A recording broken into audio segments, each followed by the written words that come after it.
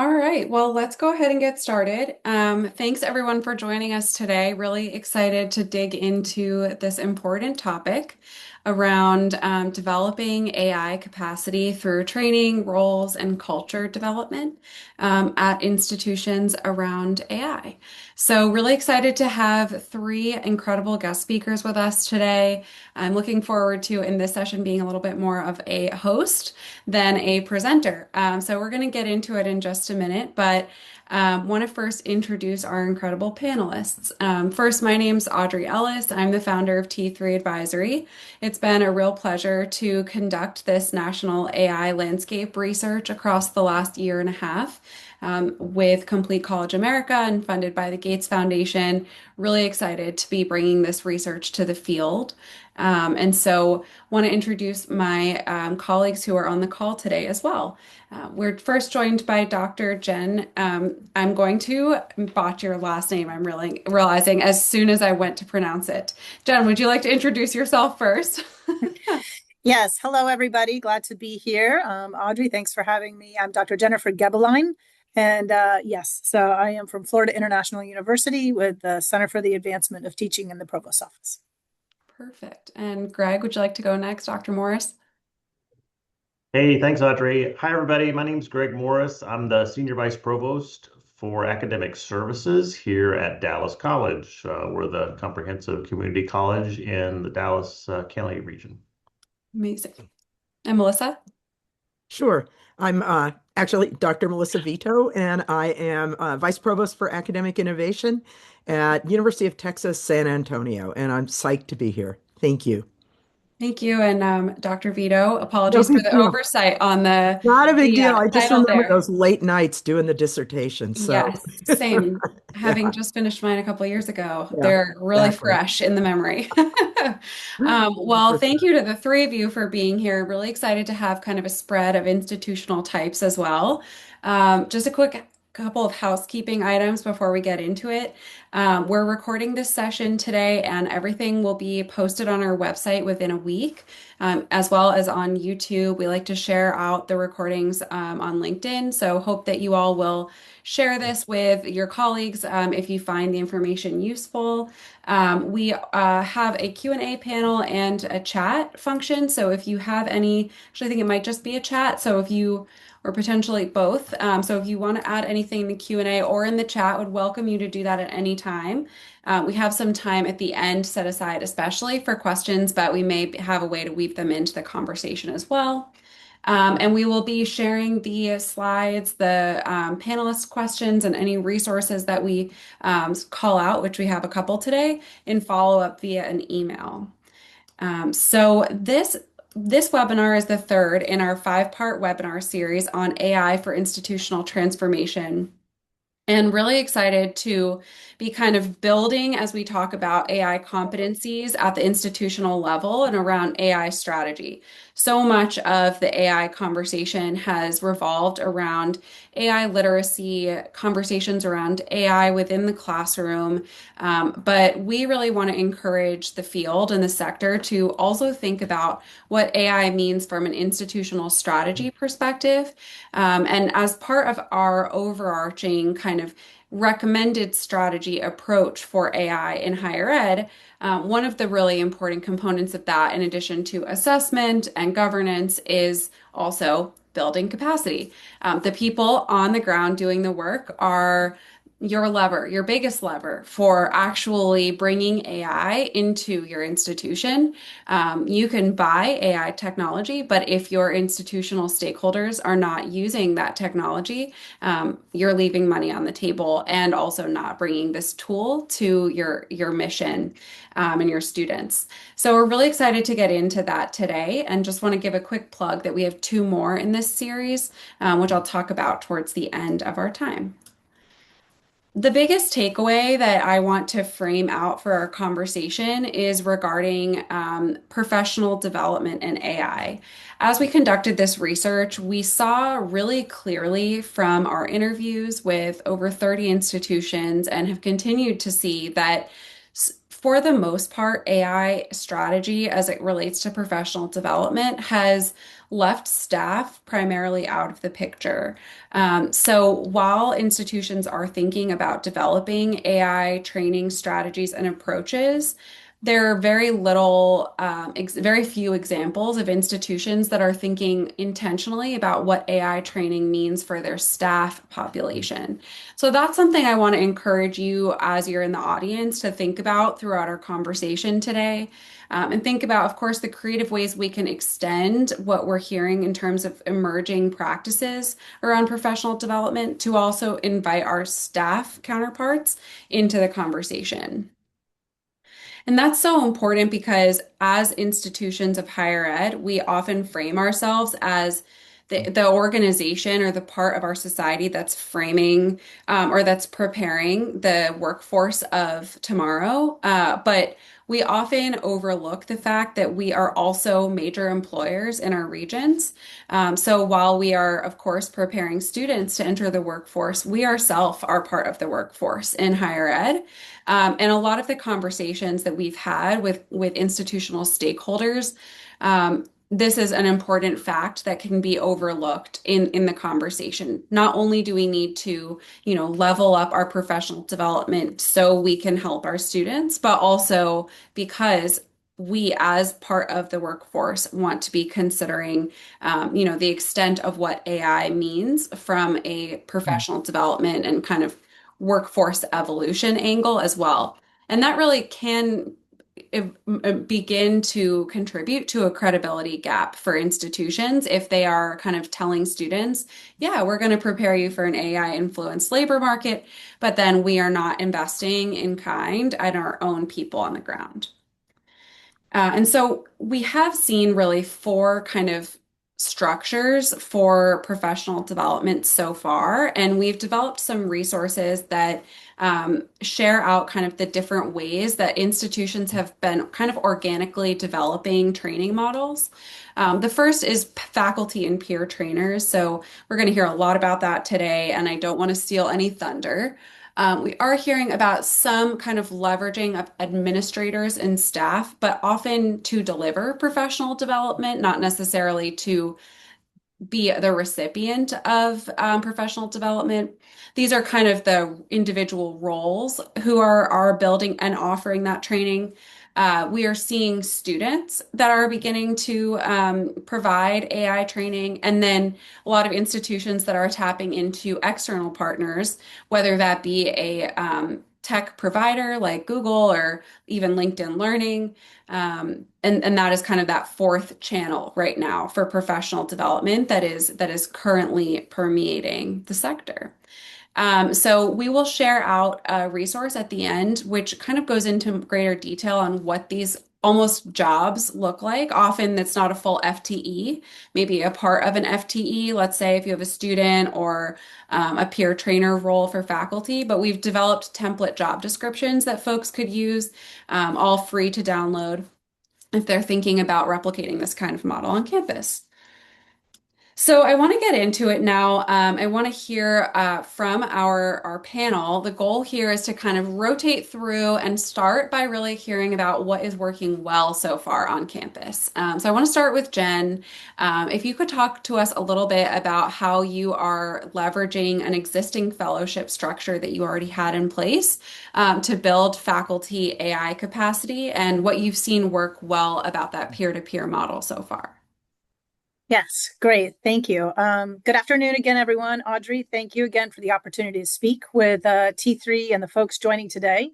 I am from FIU's, Florida International University's Center for the Advancement of Teaching, or CAT, as I'll be referring to it.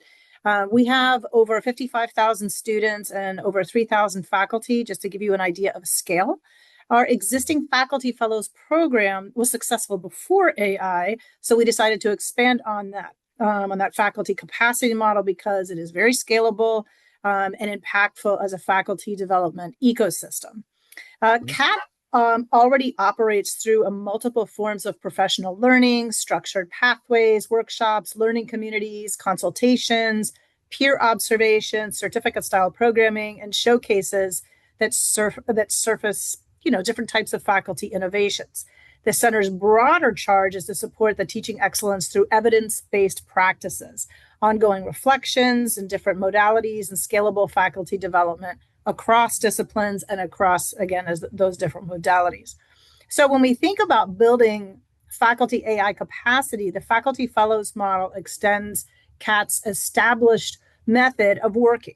So developing faculty leaders, creating visible exemplars, which I'll give an example in a moment, and then using these faculty, I call them my faculty rock stars, to spread effective practice across the institution and provide inspiration and innovation to other faculty. To that end, we just concluded our Faculty AI Spotlight series, which I think I sent you that link, Audrey, in which we showcase some of our rockstar faculty's AI efforts in the classroom. I think Audrey might put that in the chat. But this is a way of taking that type of innovation and really highlighting that and providing access to it across the university so that others might get inspired and potentially really grow some organic relationships across the university. Again, enhancing that peer-to-peer network.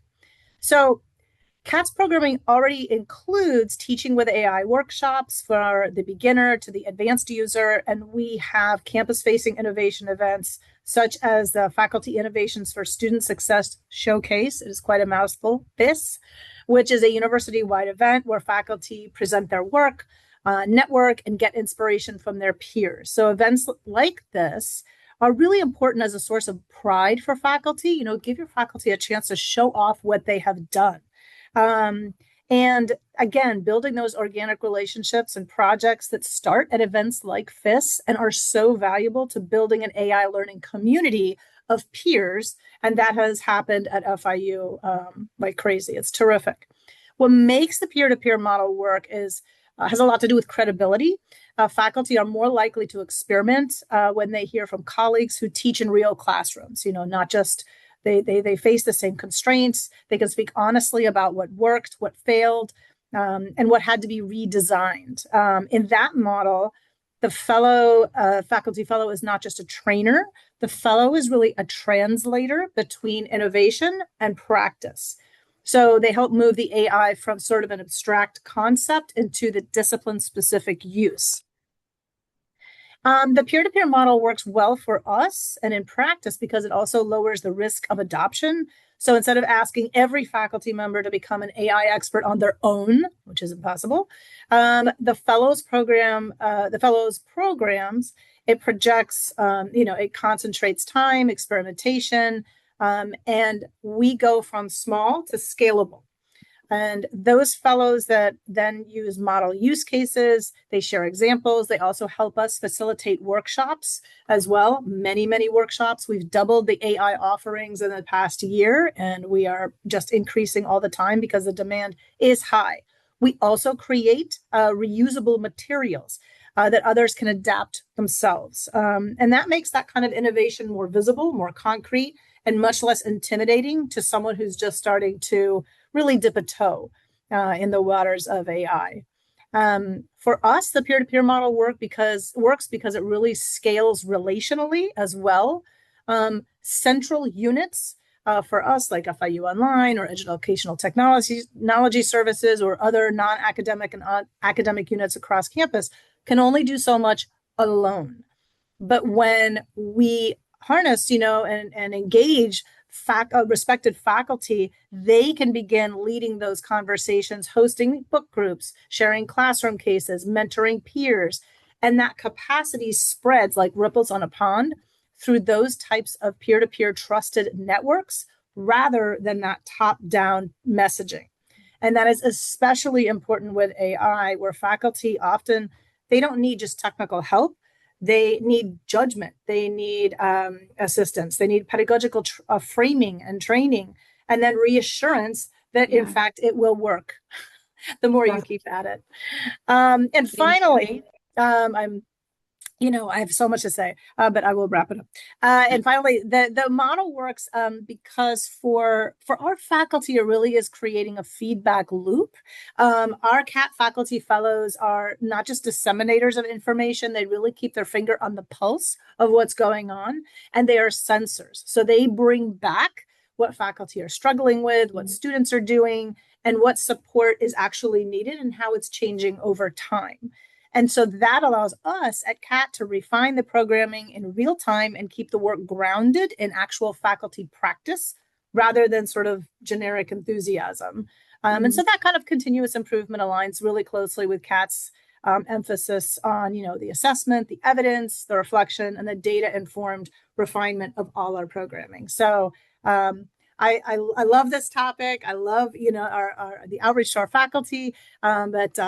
So hopefully that addresses the question, and I'll turn it Yeah, back thank over to you. Audrey. Yeah. Yeah, thanks, Jen. And I love kind of what you were just hitting on there about the faculty being a way to keep the pulse and so important because like you said, and I think like we all have experienced, credibility is so important in this conversation and that peer-to-peer element. So I want to ask you, Greg, if you could talk a little bit about how you were able to scale your fellows program. And 40 is already a pretty high number. And so going from 40 to 100 fellows is quite significant. So I'd love to hear maybe like a quick, let's say, Spark Notes overview of the initiative. And then if you could really talk more about like how you were able to go up in scale that significantly. I'm even curious to know like what that looked like in terms of allocating, advocating for budget, things like that. Well, thanks, Audrey. A little bit of context going in, because I definitely want to provide meaning to the number about 100. Not unlike Jen at FIU, we're a large institution. We serve about 130,000 students every year.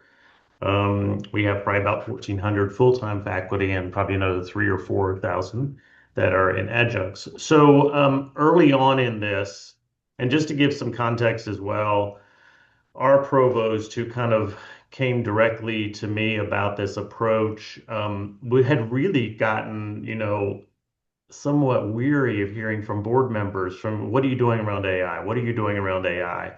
And this was absent really a college. We didn't have an AI strategic framework. We didn't have an AI policy at the college. We really hadn't invested much time in looking at how it informs syllabi and instruct assignment design and how faculty use it in the classroom.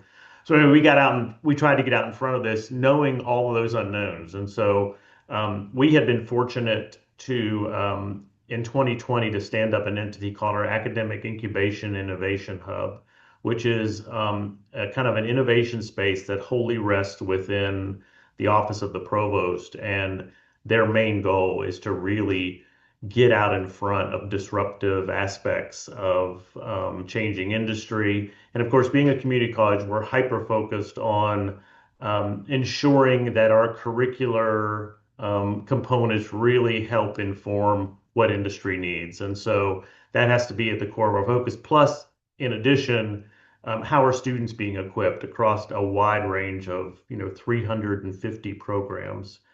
So we had our academic incubation innovation hub had been fortunate to receive some dollars from outside industry for an industry fellows program. Originally, the concept was to take those dollars to really create a two-way dynamic experience between faculty and industry to faculty to kind of create a kind of a feedback loop of how we could inform a more agile curricular approach. Well, for us, it really made sense to roll in a broader perspective from AI fluency. And again, absent an AI policy, also absent a bunch of AI tools, we wanted to get ahead of creating a broad-based faculty foundational training, not only in some AI functional literacy, but as you mentioned earlier, ethical, but then more importantly, what does the pedagogical framework look like for our faculty? So we use those dollars. We definitely leverage some external services through a partner we have with Strategies by Design Group, and we kind of launched this AI faculty fellows. And so we've been doing their 3 month intensive cohorts. We are able to compensate and kind of help faculty to navigate that with the whole focus of what not only kind of building this kind of broader based understanding and training for faculty, but also leading to how is it going to inform assignment design, how is it going to inform curricular aspects, and how is it going to help train our faculty to subsequently engage with students in a meaningful way on how AI could influence their discipline or their career choice. We're getting ready to launch phase 2 of this summer, which will really kind of bring in the whole industry piece as well to kind of help further inform of what our curricular changes need to be made relative to kind of AI transformation. But that's kind of how we kind of kicked it off. We continue to scale this. Like I said, we just surpassed our 100th this past spring and are looking forward to doubling that. We've also launched and I think we'll be talking about this a little later, a master kind of train the trainer. So Yes. we're building up a cadre of faculty across many disciplines, from English to advanced manufacturing to logistics, that will then subsequently go out and kind of take a scaled approach across our broader faculty ranks. Awesome. Thank you so much, Greg. And curious to hear, Melissa, if you could talk to us a little bit about, whoops, let me go back here. Got it. If you could talk to us a little bit about the student AI partners model that you all Sure. have built out at UTSA and how the dynamic is going of a student kind of being in the teaching role for faculty and staff. All right. Thank you. Thanks, Audrey.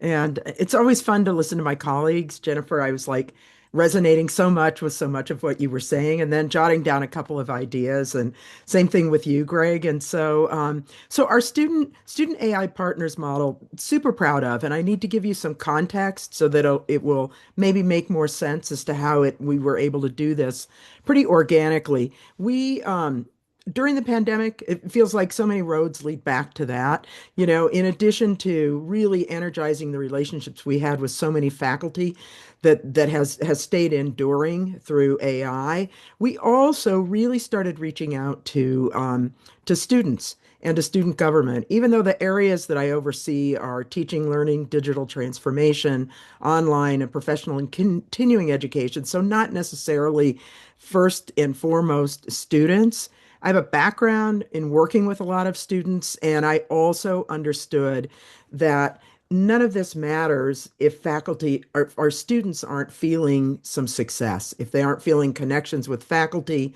And so we started reaching out to student government, meeting with them regularly, worked with our student success area, co-built some programs together, developed actually a fellowship program where a team member from student success spent a year with us, and we also have a team member from academic innovation now working with student success to be able to broaden the way that they see higher ed and the work that we do and to connect more of the dots. And so we had that environment as we were moving into generative AI.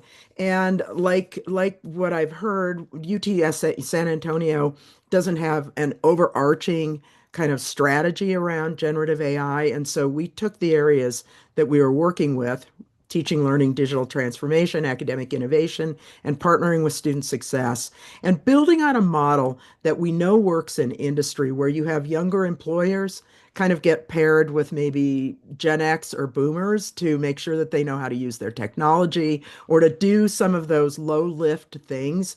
And we have some examples of that. We thought, wouldn't it be cool if we had some student AI partners who could actually play that role with faculty, staff, and other students, and ultimately industry. So we were able to, through some external support and money that we were able to put together, develop an internship program. We now have 45 student AI partners who've been part of this. For training, they do a micro credential in communication and a micro credential that gives them a basic knowledge around generative AI, and then spend a semester kind of learning what the role will be, practicing. And in that role, when we started, we had probably about 7 or 8 that were our first cohort, more paired with faculty, some with staff, hadn't gotten into industry yet. And it was important that we do that because we learned that those that we were pairing with faculty hadn't had a student working with them in a role where they were going to be more of a coach or an educator. So really our faculty were like giving them things to do. And we realized that we needed to contextualize this role in a better way. So we've been learning over the past few years as we've been doing this. And so we now have student AI partners who are working with faculty, with staff, for all the reasons Audrey, you and Greg mentioned, that there hasn't been a real consistent approach to how we get our staff trained. And we actually know that they're using generative AI, but be able to sit with a student has been super, super helpful. And they're also able to help some of our staff learn how to use some of our other tools that we have while they happen to be working on this. So it's been a really good model. And then through professional and continuing education, they're doing some AI work with some different industry partners, and we're starting to pair students along with the work that professional and continuing education is doing to get them out into working with industry, generally lower types of staff positions where people just need, an ability to learn in a low lift, really non-threatening, but very personable type of an experience.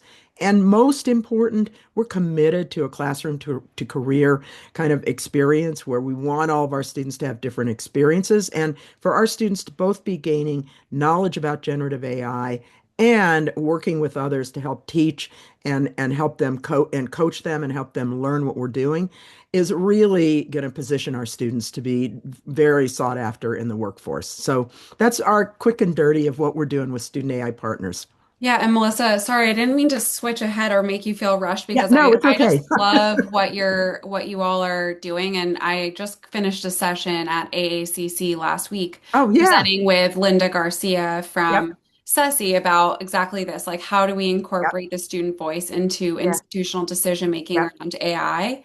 Yeah. So I'll have to drop a link to that later in the chat. But I think what you said, that's a really interesting insight that the faculty disposition or like natural inclination Right. was to think of them almost as like assistants rather Exactly. than actually thought partners. Mhm. And it just speaks to the fact that it's a little bit of it's like turning the role upside down that we've worn in higher ed for so long is always being the teachers. Like we have to be students right now too, because AI is Yep. changing so much and it's a little bit of a leveler with the students in our classrooms. I think it's a really unique model and really excited you're here to Thank you. talk more We're about really proud of it, and the students are awesome.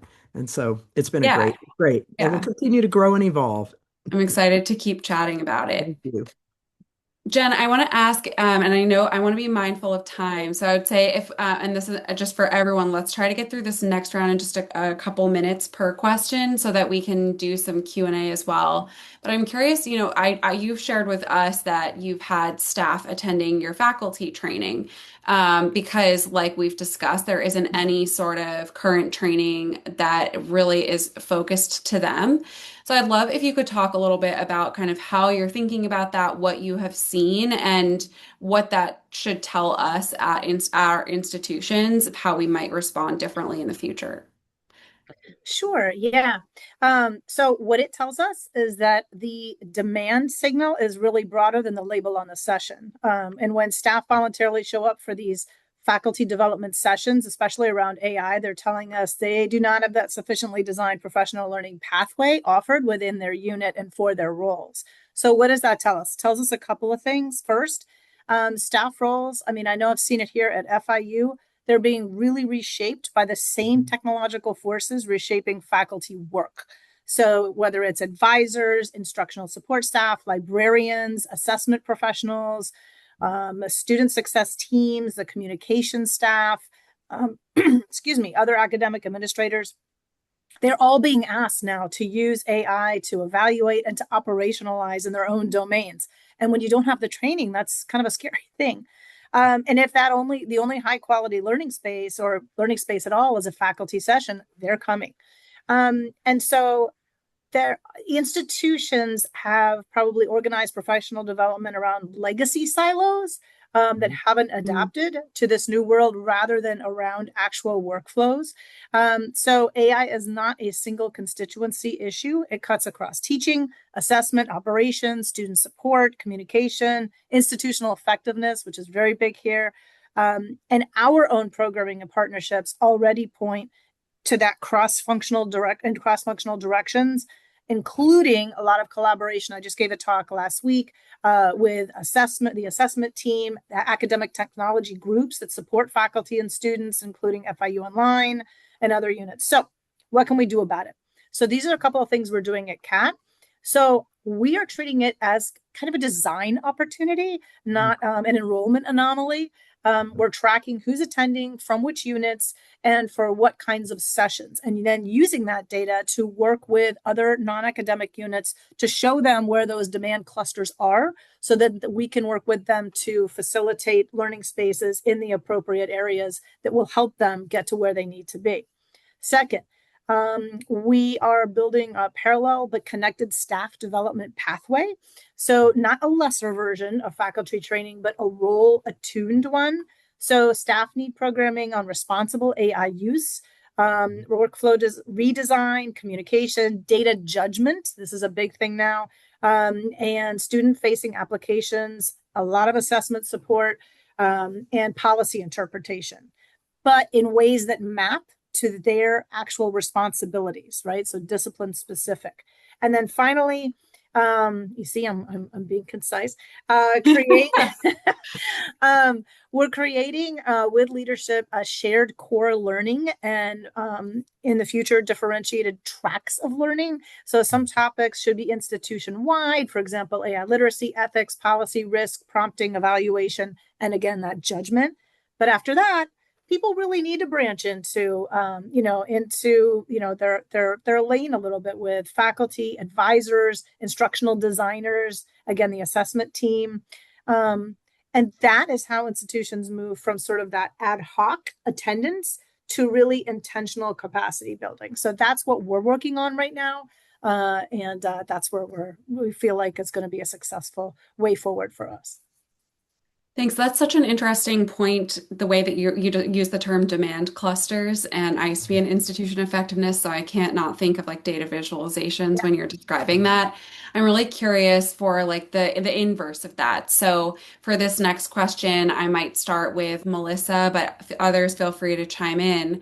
As you're thinking about those who are not demanding training right now, how are you thinking about encouraging them to do capacity building as well around AI? So maybe that is an adjunct who doesn't feel invited. Maybe it's a faculty member who doesn't want to be told how to use AI, or not that that's how you're approaching your training, but Yeah. how that's Yeah. how they perceive it. So I'm curious to hear what you think there.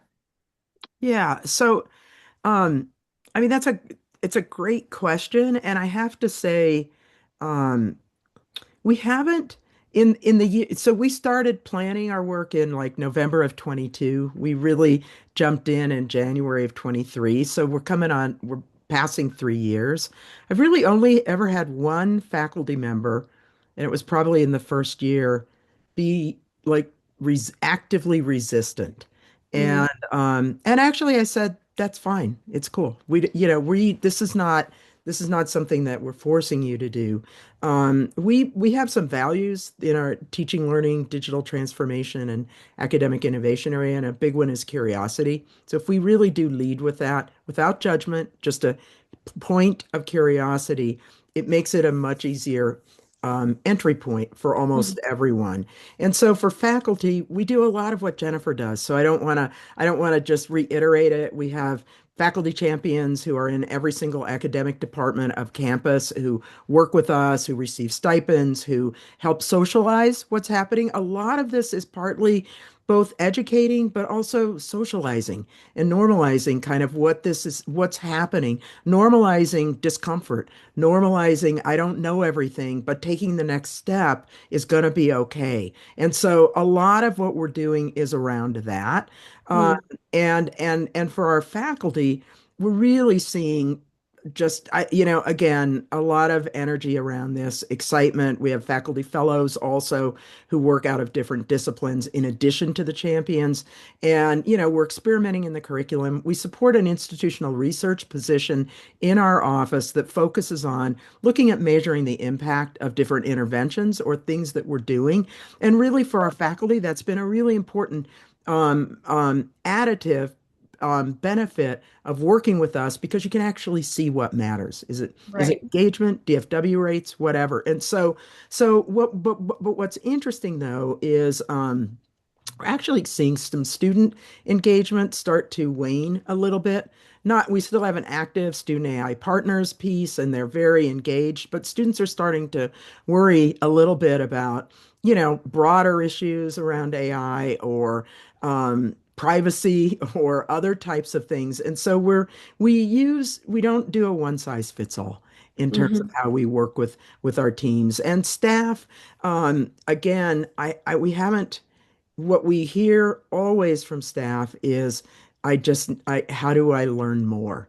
And Yeah. so it's a get going, low entry point.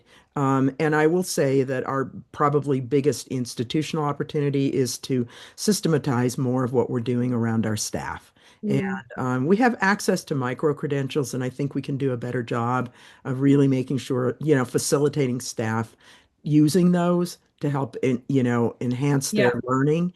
Um, and so, but building capacity really has been relatively easy because it's been mostly coalition of the willing, Mhm. recognizing people for their extra time, starting from a place of curiosity, and then continuing to measure what we're doing. So Yeah. whether it's and co-designing now. Now we have students working with faculty building agents, which is really exciting. Really cool. And sending faculty and students to conferences, where Mhm. there's not much financial ability to do that anymore.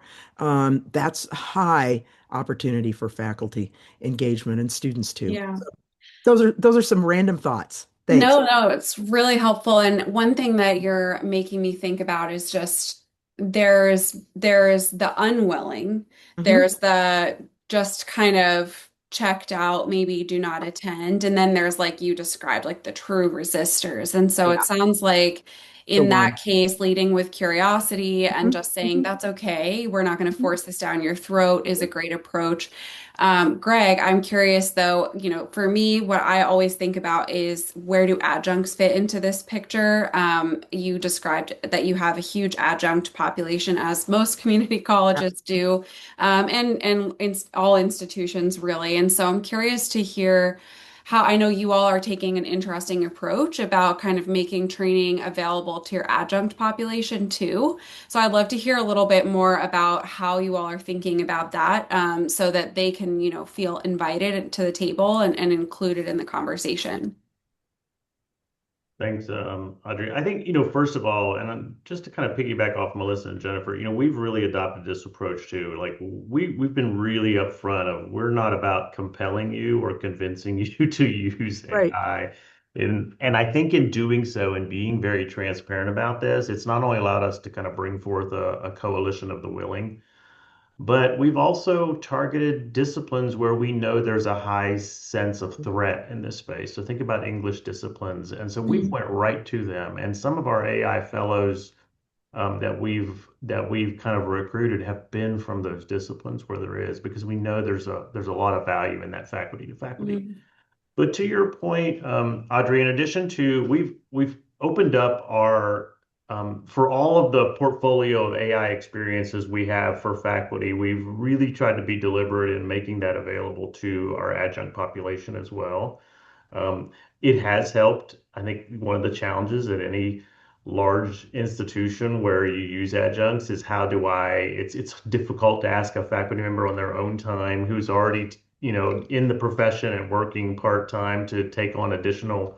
So we have been able to leverage some faculty compensation for this. But I think for us, it's tied also to the fact that most of our adjuncts are working professionals in those careers. So they already provide they're a great resource in informing what our curriculum needs to look like across this, vast spectrum of careers. But Yeah. to your point, we have last year we began to devote resources, but also efforts around our Adjunct Institute Mhm. um, and expanding opportunities. These are paid opportunities for adjuncts to come and engage with this topic as well as others. One of the things that we've kind of honed in on, particularly in the liberal arts around adjuncts, several years ago, we started what was called the Marketable Skills Faculty Integrator. We were really intentional in helping liberal arts faculty Mm, be able to train them to then subsequently train students on the durable skills that come out of the liberal arts. mm, And we've seen now, as far as, from an AI lens, that is the new durable skill as well. And so much of this conversation is around on, what is the rhetorical literacy that students need to understand about various outputs of various large language models? How do we train them up in that so they're better equipped when they go out into that first career and inevitably get asked about this? What are your skills in this space? And so we've applied that not only to our full-time faculty, but also to our adjuncts. And it's been received really well. We're contemplating how to scale it up as well with us. The scale is always the biggest challenge, but we continue to look for opportunities to really expand that broad-based approach for adjuncts as well. Yeah, something that I just really love about higher ed, and I think is such an opportunity in our sector is, especially with micro credentials these days and, stackable certificates, or even just the fact that we are the place that offers courses, just individual courses. Like what you were describing, Melissa, about providing a course to your student partners, or Greg, teaching a skill to your adjunct so they can then prepare their students to better articulate. Like we can infuse that constant workforce development into our own workforce, and by extension, that benefits our students that we serve. So I think that's just really nice, cyclical process there. I want to just go spend a little bit more time on this student model and thinking of them as trainers and capacity development at every level. And so, Melissa, I wanted to just ask if you could talk a little bit more about kind of some of the decisions that you made with your student program. You described to me that you focused Mhm. on non-technical Yeah. disciplines for the AI Partners program. And from what I've seen, especially in the earlier days of generative AI, there was a really big swell of like, we need to do technical skill building. We need to figure out how to develop AI prompt engineers, et cetera. But I'm curious to hear if you could talk a little bit about that non-technical decision that you made. Yeah, it wasn't that we, you know, put an X over any student Sure. who came from a technical background, but we really wanted to bring in students from the, liberal and fine arts, from the broad mix of our campus community. And because AI is so cross-cutting. And so again, we actually, I should say, started early on with a student from who we had worked with in student government, who became kind of our first, and now he's with us, also working as kind of our AI kind of student rep partner. So his role is really to keep a read on things. And so we worked with student success. We have at UT San Antonio, our advisors work in kind of a hub and spoke model. So the hub being student success, the spokes being all the colleges where there's a lot of access to other students, residence life, sort of the same way, student government. So we put out kind of an all call and really wanted to make sure that we had a broad array of disciplines, of ages, from freshmen to seniors, grad students, and a group that would genuinely be excited about learning this and doing something that didn't exist before.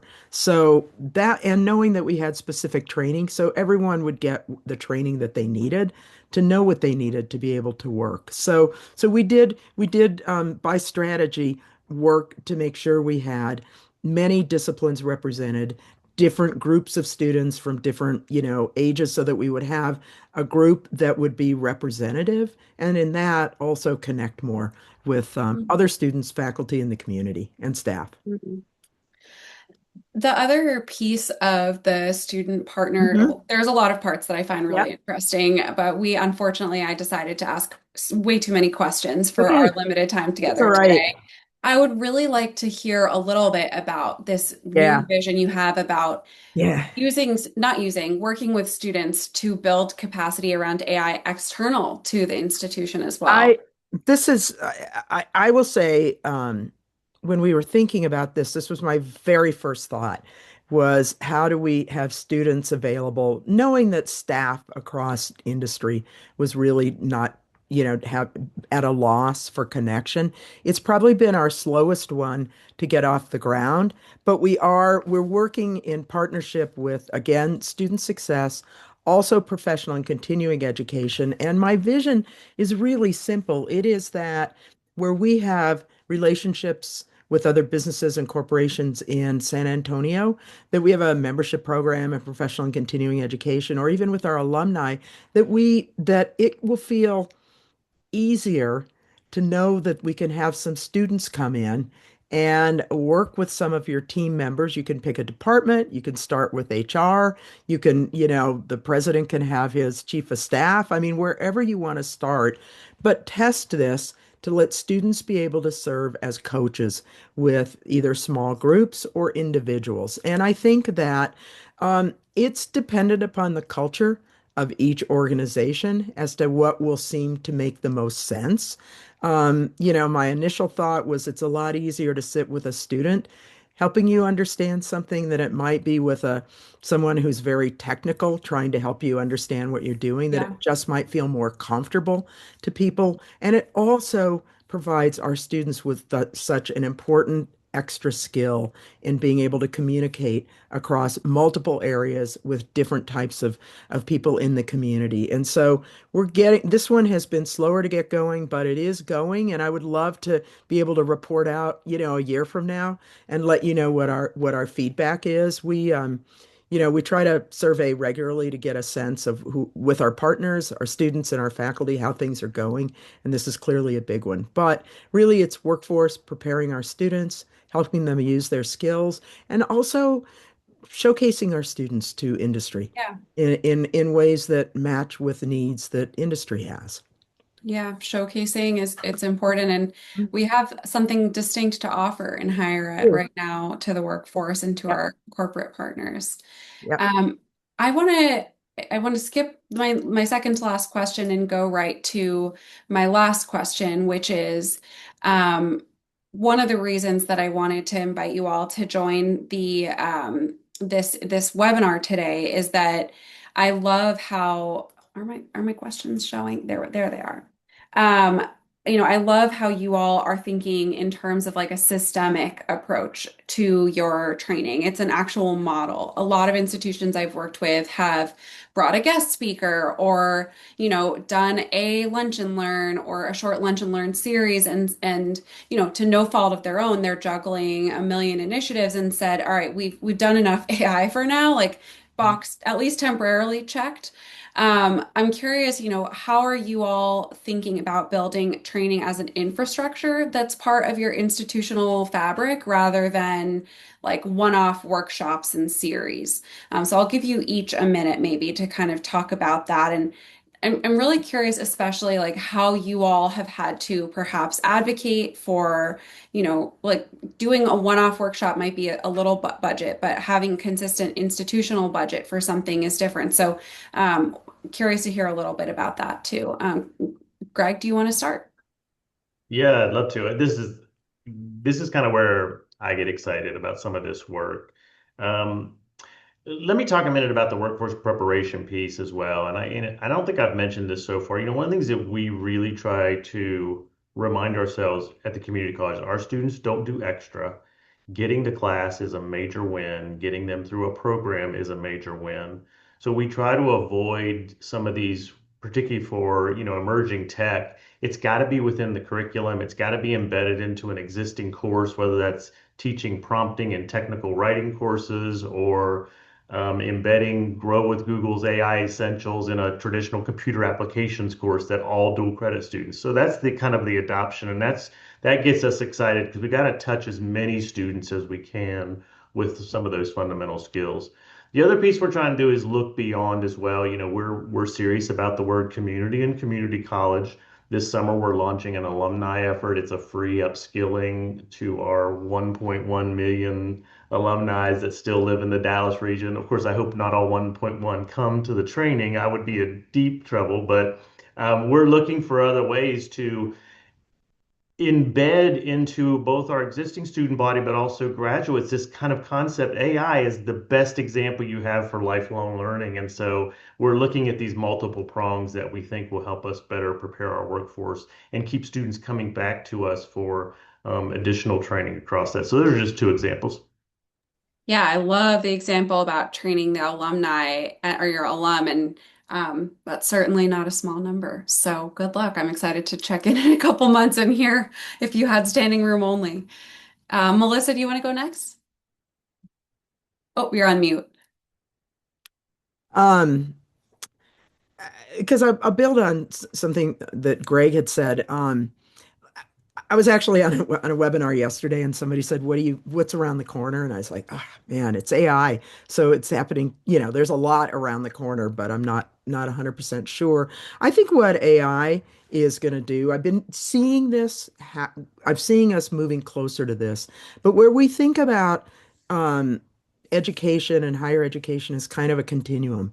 And so your high school, maybe you may get through in 3 years and start quickly in college. You may start at a community college, but the expiration date on what you're learning, particularly in skills areas in higher education, is starting to get shorter. And so I think building a mindset that education is going to be continual. And so whether that is after you graduate, you know what, you get your first first session free if you want to learn a new skill through professional and continuing education, or what, you can come back to an all alumni type of an activity, or that in corporations and businesses it is just known that your workforce will be in a continual state of learning. And so I think that we need to break down some of the silos that tend to plague us in higher ed.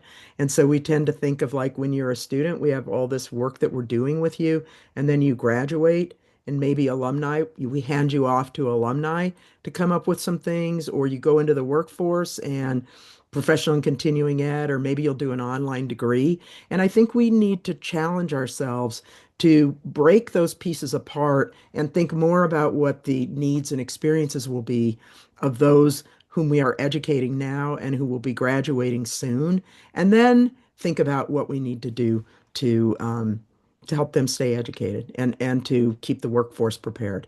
Does that Mm, make sense? yeah, definitely. So, Jen, I'd love for you to bring us home. If you could talk a little bit about what you all are thinking for, this question around kind of institutionalizing this infrastructure.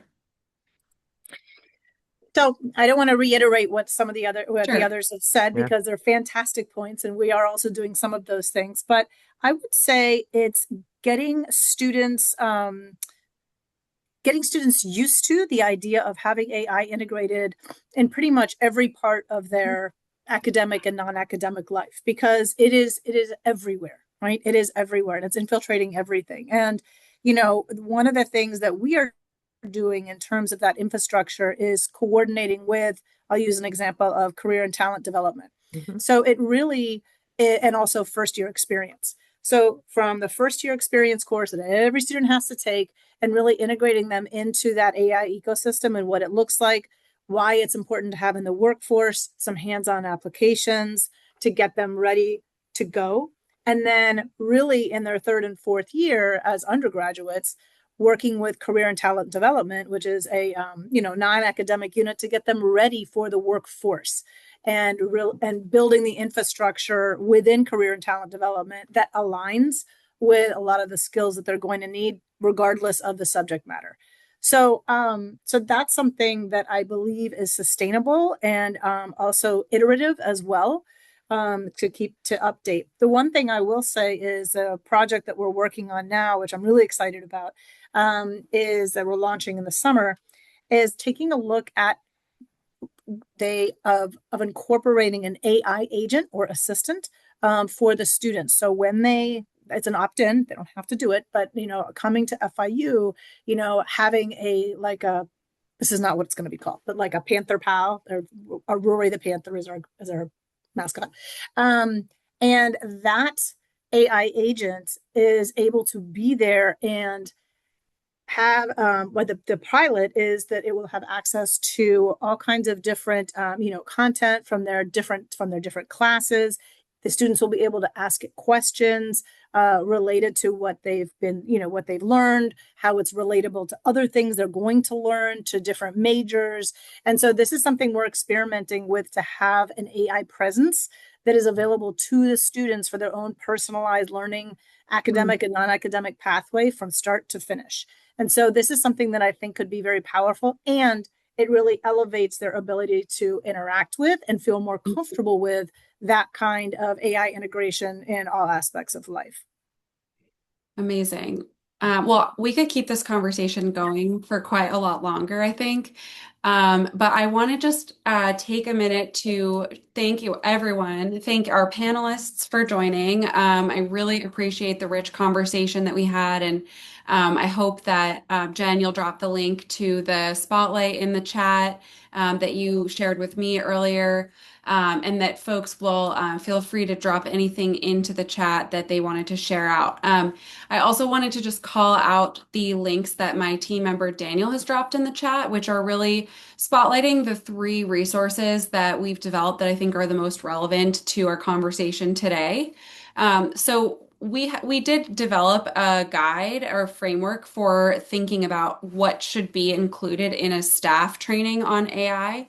One of the challenges that I think is like a root cause for why we don't currently see staff training that often as its own model is like, I'm not suggesting that faculty are monolithic by any means, but often like the actual tasks involved in that role are consistent. Staff is a massive group with often very widely changing or varying responsibilities. So, what we developed is a role to competency matrix, which shows it takes a number of common staff positions and it outlines kind of like different types of AI related competencies that individuals might require. And it's meant to be a way to think through like what is actually worth emphasizing in a training depending on which kind of staff person you are training. So we often hear from folks who attend professional development, like, yeah, it was fine, but there wasn't really anything that resonated with me in my job. And so this is meant to help you think about what kinds of prompts you might want to highlight, what kinds of examples or use cases would resonate better with the audience that you have. And we would really suggest segmenting a staff training into smaller groups than just the entire staff at your institution. So that is there. We also have a community of practice starter kit.